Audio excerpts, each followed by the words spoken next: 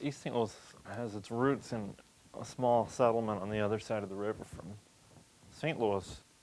Benefited a little bit from the river trade, but not a lot. I mean, it was mostly a sleepy little place populated by outcasts and misfits and people not interested in necessarily in participating in the emerging urban life of St. Louis.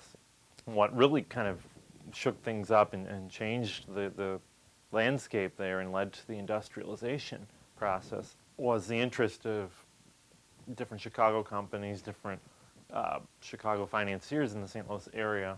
National City stockyards become a big factor.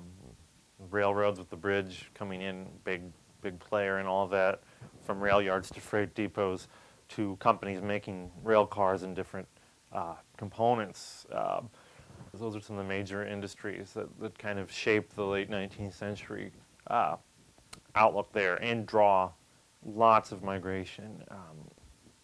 A lot of the migration, of course, is German, but there's a significant number of Eastern Europeans that come in the 19th century, Lithuanians, Hungarians, Slovaks, Poles, and they all form their own little ethnic identities in their own little neighborhoods. You know, people working in these factories are living nearby, they're walking to work, so they're all moving into town.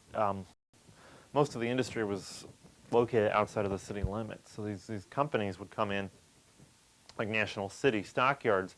The Stockyards company incorporated its own town, National City, to include all of the real estate involved in the stockyard operation and the related packing plants, so that any kind of regulation or taxes could be controlled by a smaller municipality whose elected officers were usually officers of the company. So the industry is kind of all coming there, you know, knowing the workers were living in town, relying on the residential areas of East St. Louis to house workers and the businesses that serve them, but not actually becoming part of East St. Louis or contributing to the revenue. And if you get into business and start your own town, and there are no laws really effectively governing those industries, then you really got it made.